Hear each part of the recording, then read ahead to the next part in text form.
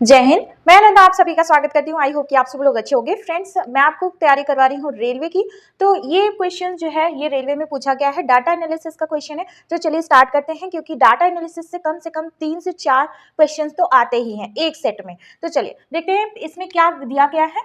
पूछा गया है निम्नलिखित तालिका में, ये जो आपकी तालिका दी गई है 2010 से 2012 तक, 2010 से 2012 तक 6 डिपार्टमेंटल स्टोर की, ये डिपार्टमेंटल स्टोर है 6 हैं टोटल, की बिक्री में प्रतिशत परिवर्तन दिखाया गया है।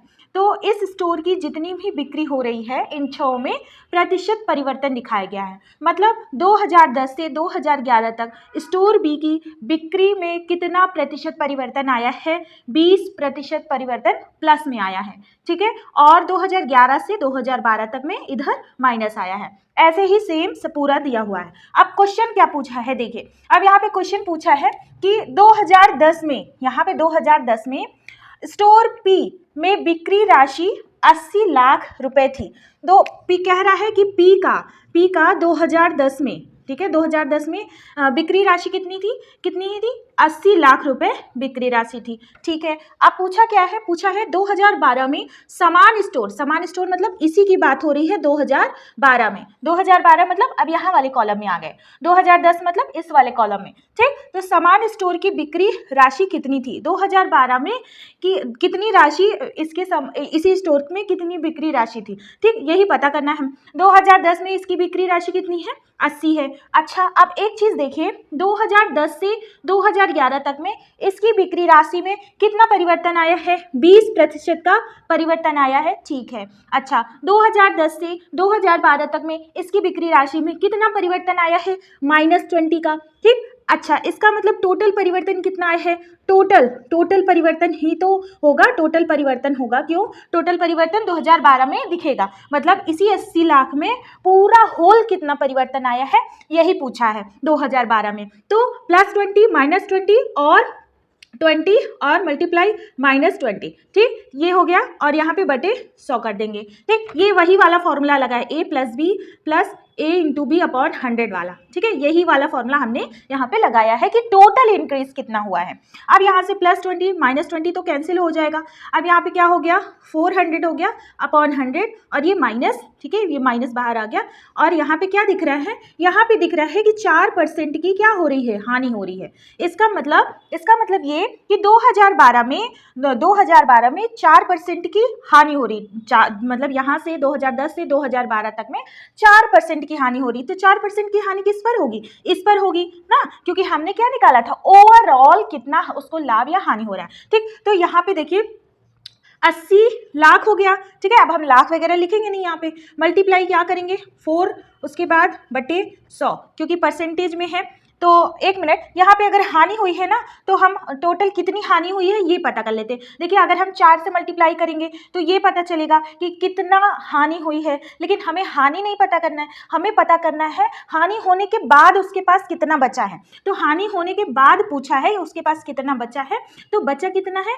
100 - 4 कितना होता है? 96, ठीक है, 96। अब यहाँ से कैंसिल हो जाएगा, ये देखिए ऐसे कैंसिल हो गया, ये 0 के हम कैंसिल नहीं करेंगे। अब कितना हो जाएगा? 8 6 जा 48, और उसके बाद 9 8 जा 72, और 76.8, और ये क्या था? 80 क्या था? लाख था, तो हम यहाँ पे लाख लिखेंगे। इसका मतलब कि जो 2010 के से कितना परिवर्तन हुआ? 80 लाख से, 80 लाख से बन गया इतना लाख, ठीक है। तो कौन सा ऑप्शन करेक्ट हो जाएगा? ऑप्शन नंबर ए करेक्ट हो जाएगा। आई होप कि आपको समझ में आया होगा। देखिए, बहुत सारे लोग लेंथी मेथड अप्लाई करेंगे। पहले क्या करेंगे उसका, देखिए बहुत सारे लोग क्या करेंगे, ऐसे करेंगे, 80 का 120 निकालेंगे, फिर उसके बाद फिर जो आएगा उसमें फिर देखिए जो भी आया, मान लीजिए इसको सॉल्व करने पर x आया, तो x का क्या करेंगे, वो कर देंगे 80%। अब फिर आप इसको, फिर जो ये भी तो डिजिट रहेगी, इसको सॉल्व करने में कितना टाइम लगेगा। लेकिन आपको क्या करना है? आपको ऐसे शॉर्ट मेथड अप्लाई करना है और आपका आंसर डायरेक्ट आ जाएगा, ठीक है। चलिए आगे बढ़ते हैं। क्वेश्चन नंबर 2 इसी पार्ट में क्या बोल रहा है? इसी पार्ट में क्वेश्चन नंबर 2 बोल रहा है 2011 में स्टोर टी कहाँ है? ये है स्टोर टी की बिक्री राशि 2011 में, मतलब ये वाली 2012 में इसकी बिक्री राशि का कितना प्रतिशत है? 2012 में इसकी बिक्री राशि का कितना प्रतिशत है ये पूछा है। मतलब कि 2012 में ये ऊपर होगा और ये नीचे होगा। कि जब भी ये लिखा जाए कि बिक्री का मतलब इसकी बिक्री का, जिसकी बिक्री का हो वो नीचे हो, मतलब 2012 वाला नीचे रहेगा और 2011 वाला ऊपर रहेगा। ठीक है, अब यहाँ पे हम देख लेते हैं कि 2011 में कितनी बिक्री हुई है। तो मान लेते हैं कि टी की जो बिक्री थी वो 2010 में कितनी थी, 2010 में मान लेते हैं 100 थी। ठीक है, ये हम मान लिए, ये हम आपको समझाने के लिए बता रहे हैं। तो जब 2010 में 100 थी तो उसमें 17% की क्या हो रही, इंक्रीज हो रहा है। जब 2010 में क्या थी, 100 थी और 2011 में इंक्रीज हो रही है 17%, तो कितनी हो जाएगी, 117% हो जाएगी कि नहीं हो जाएगी, हो जाएगी। अब जब 2011 में 17% होकर के इतनी हो गई है ना, इतनी हो गई है, तो 2012 में कितनी होगी, 2012 में क्या हो रहा है, -8% हो रहा है।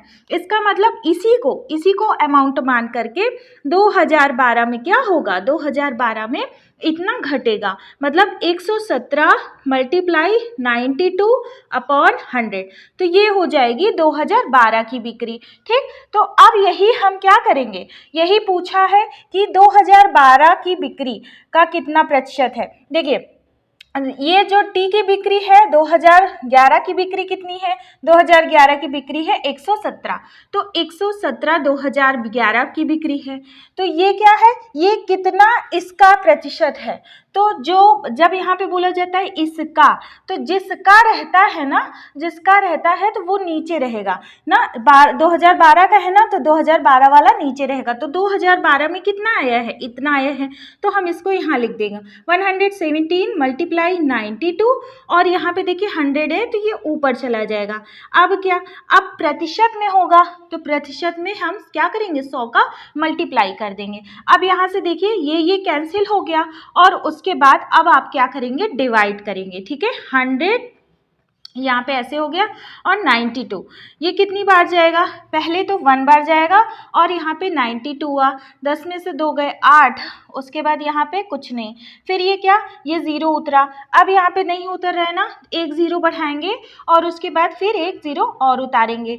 तो अब देखिए 9 पे कितनी टेबल पड़ेगी, 80 से जाए तो कितने बार जाएगा, 8 बार जाएगा। ठीक है, 2 8 जा 16 हो गया, 9 8 जा 72, एक 73 हो गया।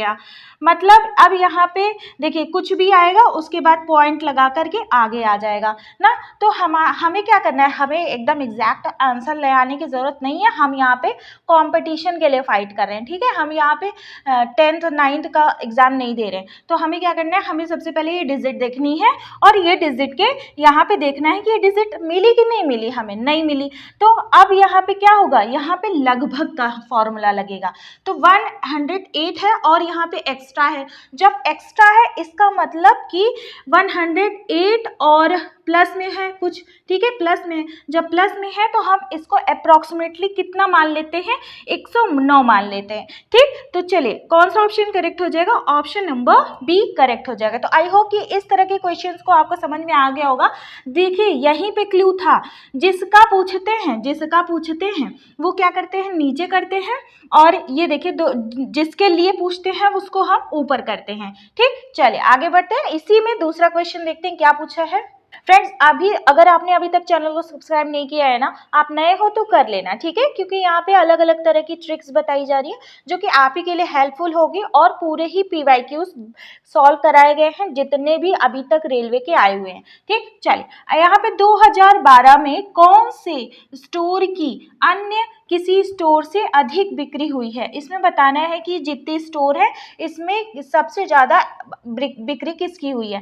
लेकिन अब देखिए यहाँ पे बहुत लोग होंगे P निकालेंगे, Q निकालेंगे, R S T U निकालेंगे, लेकिन ऐसा नहीं करना है, आपको दिमाग में बैठा के रखना है। सबसे पहले हम देखते हैं यहाँ पे स्टोर कितने दिए गए हैं। स्टोर दिया गया है, R वाला स्टोर दिया गया है, अच्छा P वाले स्टोर दिया गया है। ठीक, आपको ऐसे ही दिमाग में बैठाना है, T वाले स्टोर दिया गया है और Q वाले स्टोर दिया गया है। ठीक है, तो अब हमें सारे स्टोर की नहीं निकालनी है, हमें सिर्फ और सिर्फ पी, क्यू, आर और टी स्टोर की बिक्री कितनी हुई है वो निकालना है। देखिए पी की जो बिक्री है वो कितनी है, पहले एक साल प्लस हुई, फिर दूसरे साल माइनस हुई, प्लस माइनस मल्टीप्लाई 20/100, ठीक है, कितनी हो गई, यहाँ पे हो गई इसकी टोटल -4% की बिक्री, ठीक, तो ये तो माइनस में जा रहा है, ये तो होगा ही नहीं। अच्छा क्यू की बात आती है, तो पहले क्या हो रहा है, माइनस हो रहा है क्यू के साथ, फिर यहाँ पे प्लस हो रहा है 9, फिर प्लस माइनस माइनस 20 मल्टीप्लाई, उसके बाद यहाँ पे 9,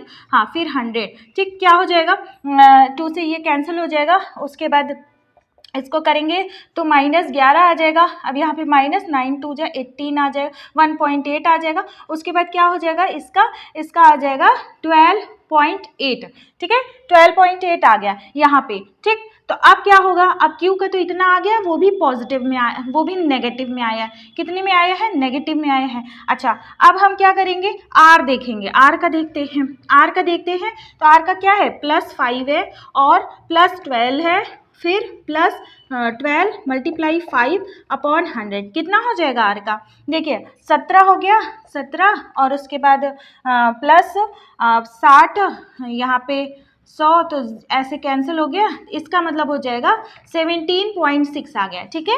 अब हमको आर का पता चल गया, अब हमें टी का पता चलना है, क्यों, अब टी का देखिए 17 हुआ, फिर -8 हुआ, फिर प्लस माइनस माइनस 17 मल्टीप्लाई 8/100 हो गया, ठीक है। अब क्या हो जाएगा, यहाँ से देखिए यहाँ पे क्या आ जाएगा, 9 आ गया, उसके बाद फिर यहाँ पे आ जाएगा माइनस, फिर 136 और उसके बाद पॉइंट, और यहाँ पे हाँ 2 दशमलव बाद पॉइंट आ जाएगा, इज इक्वल्स टू क्या आ जाएगा,